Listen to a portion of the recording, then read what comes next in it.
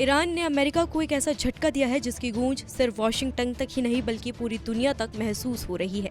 जिस हथियार पर अमेरिका दशकों से गर्व करता रहा, जिसे वो अपने दुश्मनों के सामने सबसे बड़ा ट्रम्प कार्ड मानता था, अब वही हथियार ईरान के रडार में आ चुका है।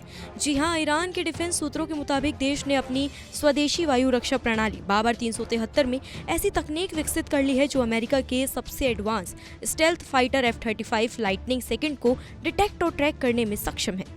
ये वही F-35 है जिसे अमेरिका 5वीं पीढ़ी के मल्टी रोल फाइटर जेट्स के तौर पर पेश करता है। एक ऐसा जेट जो एयर टू ग्राउंड और इलेक्ट्रॉनिक वारफेयर जैसे मिशनों को एक साथ अंजाम देने की ताकत रखता है।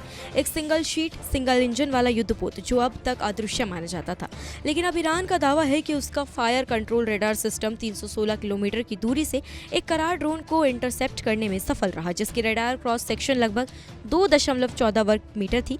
तकनीकी जानकारों का मानना है कि अगर इतना सूक्ष्म ड्रोन 316 किलोमीटर दूर से ट्रैक किया जा सकता है तो F-35 जैसे स्टेल्थ जेट को भी करीब 218 किलोमीटर दूर से डिटेक्ट किया जा सकता है। और यहीं से शुरू होता है अमेरिका के दावे का पद। मिडल ईस्ट इंस्पेक्टर की रिपोर्ट बताती है कि हाल ही में हुए एक सैन्य अभ्यास में बाबर 373 ने ये कमाल कर दिखाया और अब ये सिस्टम दुनिया के चुनिंदा प्लेटफॉर्म्स में शामिल हो चुका है, जो सिद्धांत रूप से F-35 जैसे फाइटर को पहचानने की क्षमता रखता है। अब सवाल यह है कि क्या अमेरिका को अपनी रणनीति में बदलाव करना पड़ेगा? क्या ईरान की तकनीकी बढ़त मिडल ईस्ट की पावर डायनेमिक्स को पूरी तरह बदल सकती है? अभी अमेरिका की तरफ से इस दावे पर कोई आधारित प्रतिक्रिया नहीं आई है, लेकिन ये साफ है कि ईरान अब सैन्य और कूटनीतिक दोनों मोर्चों पर अमेरिका की आंखों में आंखें डालकर खड़ा है। और न्यूक्लियर डील को लेकर हो रही बातचीत के बीच ये संदेश दिया गया, अब दबाव की भाषा नहीं चलेगी। तो क्या अब मिडल ईस्ट में एक नई रेस शुरू हो चुकी है और क्या अमेरिका इस चुनौती को स्वीकार करेगा या खामोशी ओढ़ेगा? आपकी राय क्या है? हमें कमेंट सेक्शन में जरूर बताएं। नमस्कार, मैं हूं मानक गुप्ता।